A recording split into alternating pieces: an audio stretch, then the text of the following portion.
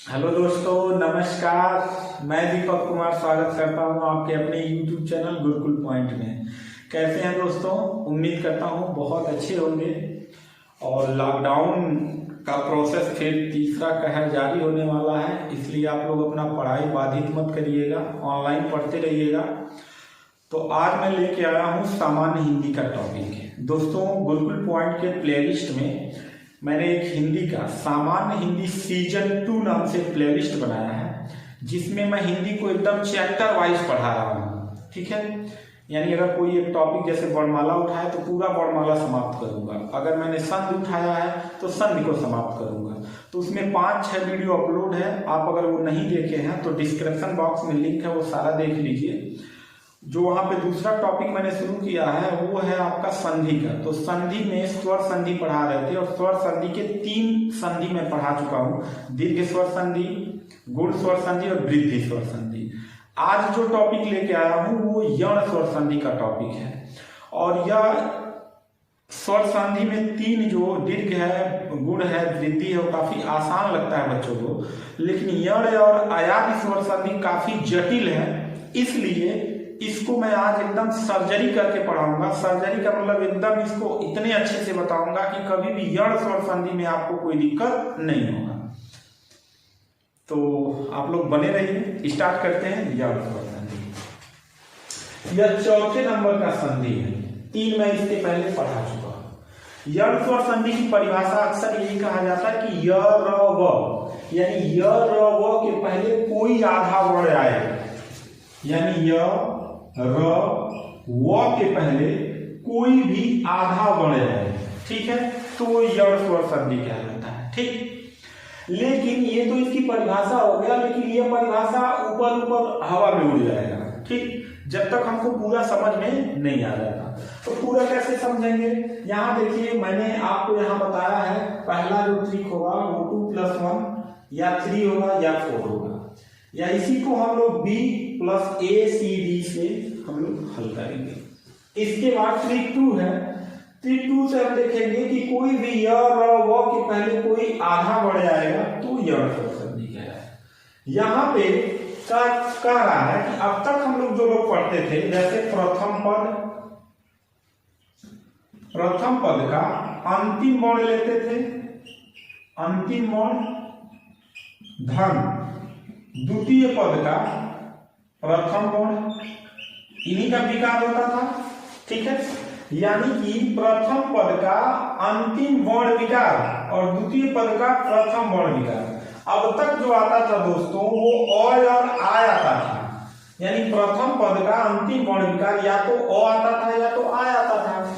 इसके बाद सजाती आता था तो दीर्घ होता था, विजाती आता था तो फिर मतलब क्या गुण होता था। ठीक है, इस टाइप से होता था, लेकिन हमेशा प्रथम पद का अंतिम वर्ण विकार अ आता था। लेकिन यण स्वर संधि में प्रथम पद के अंतिम वर्ण विकार में ये भी हो सकता है कहीं ई आए, कहीं बड़ी आए, कहीं छोटा हुआ है, कहीं बड़ा हुआ है, हो सकता हो कहीं री भी आए। समझ में आया? तो इस टाइप से भी आएगा। तो यहाँ पे कहा जा रहा है कि प्रथम पद का अंतिम वर्ण विकार अगर छोटी ई बड़ी है तो य में बदल जाएगा। किसमें? य में बदल जाएगा। इसके बाद द्वितीय पद का प्रथम वर्ण विकार कोई भिन्न स्वर होगा।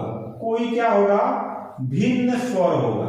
ठीक, कोई भी, जैसे कि प्रथम पद का अंतिम वर्ण विकार छोटी आए या बड़ी आए, उसके बाद द्वितीय पद का प्रथम वर्ण विकार या तो अ आ सकता है, आ सकता है, छोटा उ आ सकता है, बड़ा उ आ सकता है, री आ सकता है, ए आ सकता है, ए आ सकता है, ओ आ सकता है, औ आ सकता है, कोई भी आ सकता है। लेकिन एक नहीं आएगा, क्या? छोटी बड़ी नहीं आ सकता है। देखो इसमें कहीं छोटी बड़ी है नहीं, तो ये नहीं आ सकता है।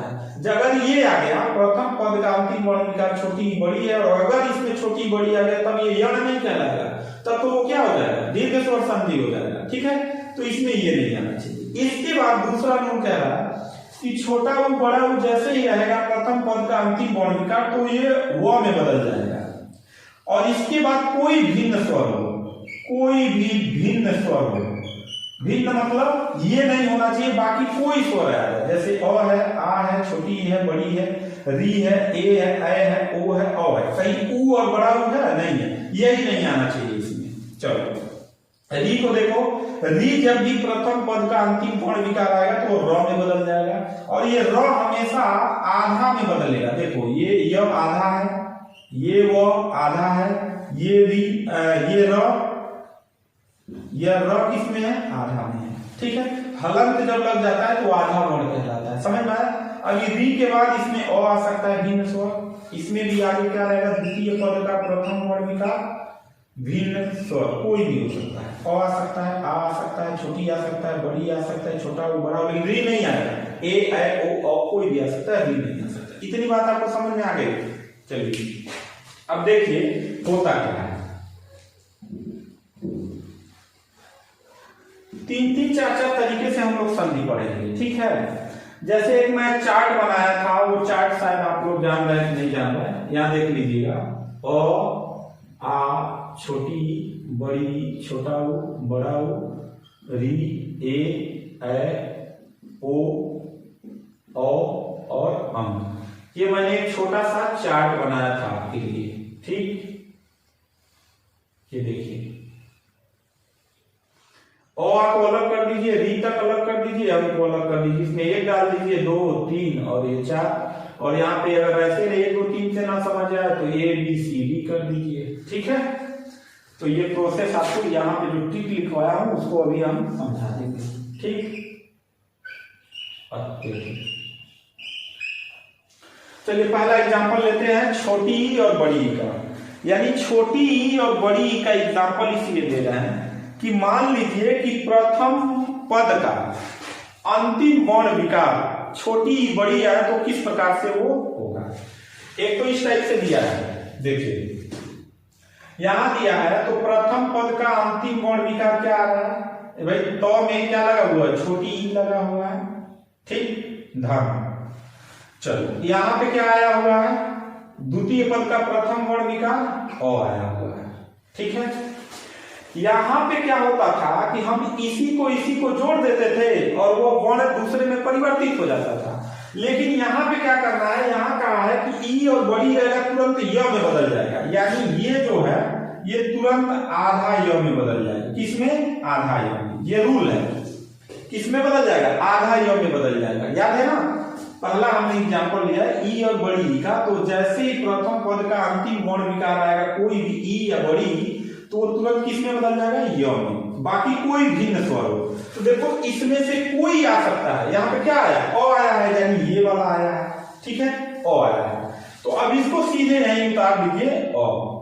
ठीक, अब इसके बाद जब अ उतार देंगे तो इसके बाद जो है ये आपका जो बचा हुआ शब्द है और निकल गया तो यहां बच गया भी और क। ठीक, इधर आ जाएंगे तो इधर अ और यहां पे तो में से ई निकल गया, आधा तो बचा है। ठीक, समझ में आ गया? नहीं समझे?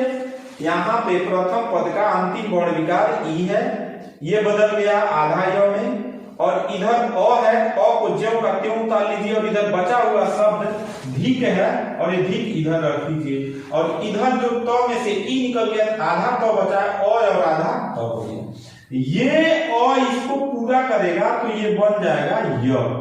यानी य में अ को पूरा करेगा, क्योंकि संधि हमेशा प्रथम पद के अंतिम वर्ण विकार में ही होता है। तो ये अ पूरा करेगा य को, तो ये हलंत हट जाएगा और पूरा य हो जाएगा। ठीक, और इसके आगे का लिख लीजिए धी और इसको लिख लीजिए क। इधर आ जाइए। अब ये अ है और ये आधा तो है, इसको ऐसे उतार लीजिए। अब ये बना लीजिए, अब हो जाएगा और त्य धी। अब यहां पे देखो य के पहले क्या आ गया? आधा कोई वर्ण आ गया। हम क्या लिखे हैं? य र वो के पहले कोई भी क्या आ जाएगा? आधा वर्ण। ठीक, दूसरा नियम ये हो गया, आधा वर्ण के आधा वर्ण आ जाए। ऊपर वाला देखो, जब यहाँ पे ई आया है बाबू, तो ई किसमें है? देखो ई किसमें है? 2 में है धन। अ किसमें है? 1 में है। तो हमने कहा था कि अगर कोई 2 रहे, 2 के बाद या तो 1 आएगा, या तो 3 आएगा, या तो 4 आएगा।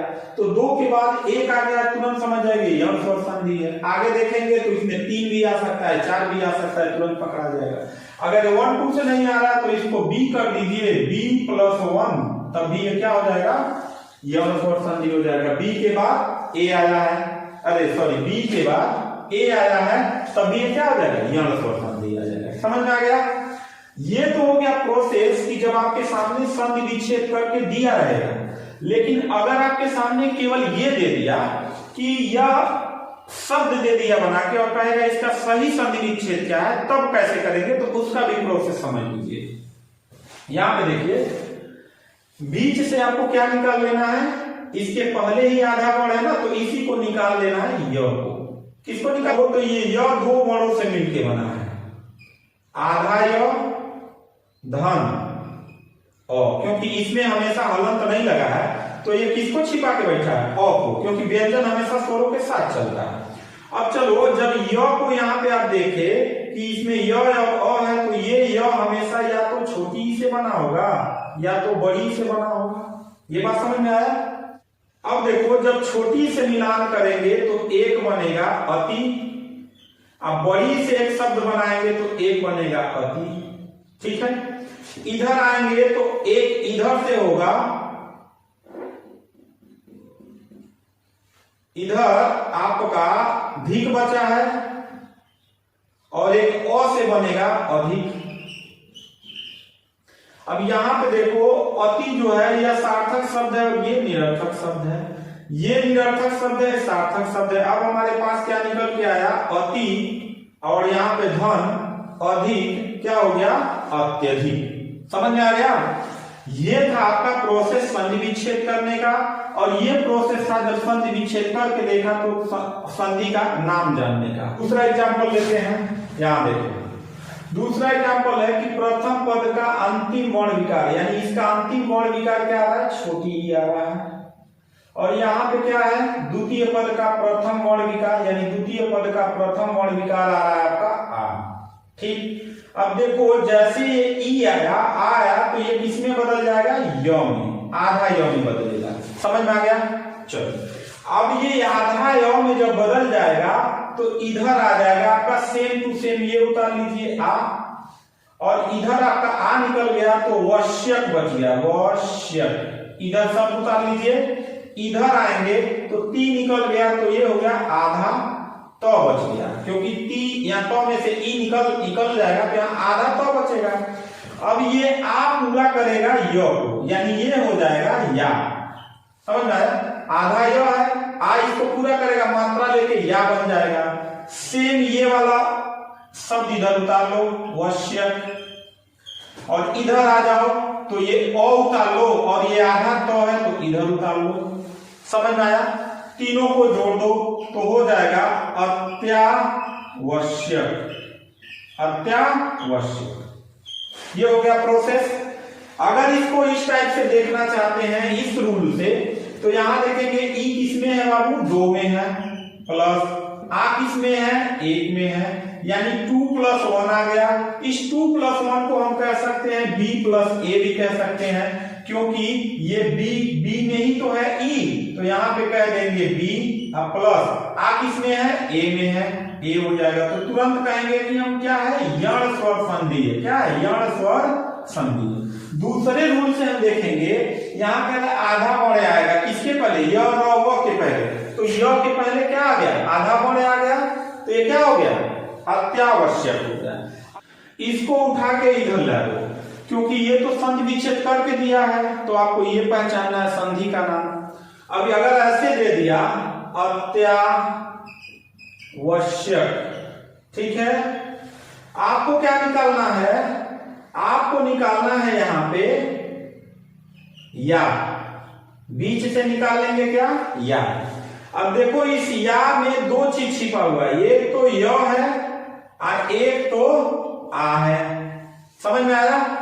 चलो, अब इसमें से जब निकल गया तो एक यहां से य जो है हमेशा किससे बना है, या तो ई होगा या तो बड़ी ई होगा, तभी ये बना होगा।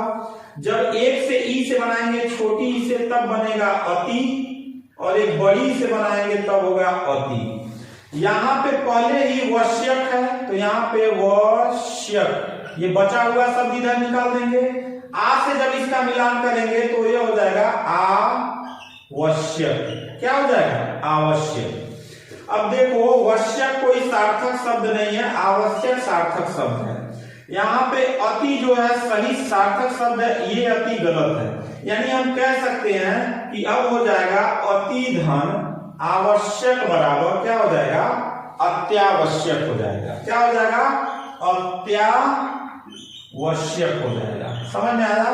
तो य के पहले क्या आ गया? आधा वर्ग आ गया। ये दो एग्जाम्पल हो गया। ये हम एग्जाम्पल देख रहे थे ई और बड़ी ई का। अब देखो यहाँ पे ई आ रहा था, ई आ रहा था, यहाँ पे भी ई आ रहा था। इसके बाद कोई भिन्न स्वर आ जाए, जैसे यहाँ पे आ आया है, इसके पहले वाले एग्जाम्पल में ओ आया है, कोई भी आ सकता है, छोटा बड़ा हुआ आ जाए, री आ जाए, ए आए ओ सेम यही प्रोसेस से आप पूरा यक्ष और संधि का एग्जाम्पल हल कर सकते हैं। इसका एग्जाम्पल हमने दे दिया। अब इसका एग्जाम्पल लेते हैं कि अगर किसी प्रथम पद का अंतिम वर्ण विकार उ और उ रहेगा तो वह में बदल जाएगा और इसके बाद कोई भिन्न स्वर आएगा। ठीक है, चलो इसको देखते हैं। प्रथम पद का ये अंतिम वर्ण विकार है, यानी ध में हमको निकालना है कौन सा अंतिम वॉवेल छुपा हुआ। तो यहाँ पे निकला छोटा उ धन। ठीक है, छोटा उ निकला। और यहाँ पे द्वितीय पद का प्रथम वर्ण विकार क्या है? आ है। जो का त्यों उतार दी उ है, तो ये किसमें बदल जाएगा? आधा व में बदल जाएगा। किसमें? आधा व में बदल जाएगा। अब ये आधा व में बदला, इसको ज्यों का त्यों उतार दीजिए, आ उतार दीजिए। इसके आगे वाला आ के बाद इधर बच गया 4। ठीक, और इधर आगे देखेंगे तो इसमें से जब आपने उ निकाल दिया तो इधर बच गया आपका म ध, यानी ध आधा बचेगा, क्योंकि इसमें से उ आपने निकाल दिया है तो आधा वर्ण बचेगा। ये इसको पूरा करेगा व को, तो ये हो जाएगा वाह। क्या हो जाएगा? वाह। और इधर 4 आप लिखे हैं तो इसको इधर रख दीजिए। बचा हुआ शब्द म और ये आधा ध है तो इसको आधा ध लिख दीजिए। अगर आप ध लिख के ऐसे लिखते हैं तब भी सही है, लेकिन ज्यादातर इसको हम लोग ऐसे ही लिखते हैं। ठीक है, आधा ध में इसको बदल देते हैं। यानी अब तीनों को जोड़ दीजिए, हो जाएगा मध्वा 4। समझ में आ गया? अब ये तो हो गया संधि विच्छेद करके दिया है तो आपने तुरंत पकड़ लिया कि ये क्या हो जाएगा? मध्वा 4 हो जाएगा। क्या हो जाएगा? मध्वा 4 हो जाएगा। इस प्रोसेस से लेते हैं तो देखो बाबू, ये आया है उ। क्या आया है? प्रथम पद का अंतिम वर्ण विकार छोटा उ आया है। किस में है छोटा उ? 2 में है। तो 2 प्लस आ किस में है? 1 में है। तो 2 प्लस आ गया, या इसको 2 प्लस आ को हम ये भी कह सकते हैं कि यह 2 किस में है? बी में है। बी प्लस आ किस में है? ए में है। तो या तो 2 प्लस 1 है या बी प्लस 1 है, तुरंत कहेंगे कि यण स्वर संधि है। क्या है? यण स्वर संधि। ठीक, अब इस मध्वा 4 को उठा के यहां ला दो, मध्वा 4। ठीक, यानी अब कहेगा कि संधि विच्छेद करने को दे देगा, तब कैसे कर? यहां से निकालेंगे क्या? इसी के पहले तो आधा वर्ण है, हमने निकाल लिया यहाँ पे वाह। अब देखो वाह हमेशा 2 चीजों से मिलके बना होगा। ये तो आधा अ होगा और इसमें आ वॉवेल्स है। ठीक है, अब ये व कैसे बना होगा? ये व बना होगा या तो छोटा उ होगा या तो बड़ा उ होगा, तभी ये व में बदला है। तो छोटा उ लेंगे तो एक होगा, छोटा उ से मधु होगा, और एक बड़ा उ से लेंगे तो मधु ये वाला होगा। ठीक, यहाँ पे 4 आ जब निकल गया है तो एक बच जाएगा, शब्द बनेगा 4, और एक आ से बनाएंगे तो बनेगा आचार्य। यानी आ के बाद 4 जोड़ देंगे और यहाँ आ निकला हुआ तो एक शब्द 4 बनेगा। 4 कोई शब्द नहीं होता है सार्थक, आचार्य होता है। मधु ऐसे नहीं लिखा जाता है, मधु ऐसे लिखा जाता है। यानी हमारे पास संधि विच्छेद निकल के आया, मधु धन आचार्य बराबर क्या हो जाएगा? मध्वाचार्य हो जाएगा। मध्वाचार्य हो जाएगा। ठीक, हमें उम्मीद है कि आपको यह चीज समझ में आ रहा है। चलिए इसी का अगला एग्जाम्पल लेते हैं। दिया है सुधन आगत। क्या दिया है? सुधन आगत। यहाँ देखो प्रथम पद का अंतिम वर्ण विकार यहाँ क्या निकला है बाबू? छोटा उ निकला है। ठीक, यहाँ पे द्वितीय पद का प्रथम वर्ण विकार क्या है, पहले से आ है। ये देखो जैसे ऊ आया तो ये किस में बदल जाएगा, व में बदल जाएगा, आधा व में बदल जाएगा। ठीक, जब ये आधा व में बदल जाएगा तो ये ज्यों का त्यों उतार लेंगे आ, और आ निकाल लिए हैं तो इधर बच गया है ग। ठीक, इसमें वो निकाल लेंगे तो इसमें क्या बच जाएगा, आधा 100 बच जाएगा, क्योंकि 100 में से जब ऊ निकाल लिए हैं तो ये क्या बच जाएगा, आधा 100 बच जाएगा। ये आ पूरा कर देगा वो को, यानी यहाँ शब्द बन जाएगा वाह, यानी आधा वो है, आ का मात्रा लग जाएगा, वाह हो गया। इधर का ज्यों का त्यों उतार दीजिए, और इधर आधा 100 है, आधा 100 कर दीजिए। ठीक, यानी अब आपके सामने बन के शब्द आ गया स्वागत।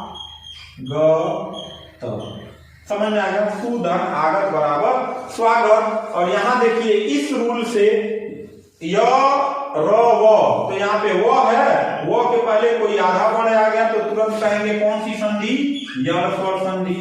इस रूल से देखेंगे तो यहाँ देखेंगे कि ऊ किसमें है बाबू, ऊ है 2 में, आ किसमें है 1 में, यानी 2 + 1 जैसे आ गया तैसे हम करेंगे, यानी 2 के बाद या तो 1 आए, 3 आए, 4 आए, तो यहाँ पे 2 के बाद क्या आया, 1 आया है। और अगर ऐसे नहीं आ रहा तो b + 1 कर लीजिए, क्योंकि b किसमें है, ऊ किसमें है, b में है, तो b प्लस आ किसमें है, 1 में है, तो a का हो गया, यानी b + 1 या 2 + 1 तुरंत कहेंगे दोनों क्या हो जाएगा, यण स्वर संधि हो जाएगा, यण स्वर संधि हो जाएगा। ठीक, समझ में आया। अब चलते हैं, ये तो संधि दिया हुआ है, ये क्या दिया है, संधि दिया हुआ है, लेकिन कभी कभी शब्द उठा के दे देगा, जैसे स्वागत। ठीक, तो इसको कैसे संधि विच्छेद करेंगे, इस वा को निकाल लीजिए बाहर, वा निकल गया बाहर। इस वा में हमेशा 2 चीज छिपा हुआ है, एक तो आधा वो है और एक इसमें आ है। समझ में आ गया, एक तो आधा वो है, एक तो आ है। और ये वो कैसे बना होगा, या तो इसके बाद छोटा ऊ या बड़ा ऊ आया होगा तभी बना होगा वो। ठीक है, तो इस छोटा ऊ से करेंगे तो एक आधा 100 बचा है, तो ये हो जाएगा सु, और एक बड़ा ऊ से करेंगे तो एक बन जाएगा सु, और एक यहाँ पे पहले से क्या बचा हुआ है गत, और एक आ से बना देंगे तो आ और गत को जोड़ देंगे तो आगत। यानी गत कोई सार्थक शब्द नहीं है, आगत सार्थक शब्द है। सु ऐसे नहीं लिखा जाता है, सु ये सही है, तो हमारे पास सही संधि विच्छेद निकल के आया, सुधन आगत बराबर क्या हो जाएगा, स्वागत। यानी वो के पहले क्या आ गया, आधा वर्ण आ गया, यानी वो के पहले क्या आ गया, आधा वर्ण आ गया, तो कौन सी संधि, यण स्वर संधि, यण स्वर संधि। तो प्रथम पद का अंतिम वर्ण विकार क्या आया, इसमें क्या छिपा हुआ है बाबू, री छिपा हुआ है। ये री किस में बदल जाएगा, आधा र में बदल जाएगा। ठीक, यहाँ पे उतार लीजिए द्वितीय पद का अंतिम वर्ण विकार पहले से क्या है, आ हो गया, और इधर ज्यों का त्यों लिख लीजिए, ज्ञा बचा, ज्ञा इधर जोड़ दीजिए, और इधर इसमें री निकाल लीजिए तो इसमें बचा पिक, क्या बना, पिक, क्योंकि यहाँ से री आपने निकाल लिया तो आधा तो बचा, पी को ज्यों का त्यों रख लीजिए। ये आ पूरा करेगा किसको, रा को, तो यहाँ हो जाएगा रा, और इधर हो जाएगा ज्ञा, और इधर हो जाएगा पिक, क्या हो जाएगा, पिक। देखो यह रा जो है, र जो होता है हमेशा तो में नीचे र निकल जाता है। ठीक है, तो ये या तो ऐसे लिख दीजिए पी त्रा ज्ञा, ये भी सही है, या तो इसी को लिख दीजिए पी त्रा ज्ञा, ये भी सही है, या तो लिख दीजिए पी त्रा ज्ञा। ये जो त है तो सहारा दे देता है किसको, र को हमेशा, तो ये पित्राज्ञा हो जाएगा। तो इस प्रकार से हम देखेंगे कि यहाँ पे क्या आ गया बाबू, पित्राज्ञा। ठीक है, र के पहले क्या आ गया, आधा वर्ण आ गया, र के पहले क्या आ गया, आधा वर्ण आ गया। ठीक, तो ये था हमारा यण स्वर संधि। अगला जो हम पढ़ेंगे वो पढ़ेंगे अयाद स्वर संधि। तो उम्मीद करता हूं ये वीडियो आपको जरूर पसंद आया होगा। मिलते हैं नेक्स्ट वीडियो में, तब तक के लिए थैंक यू, धन्यवाद।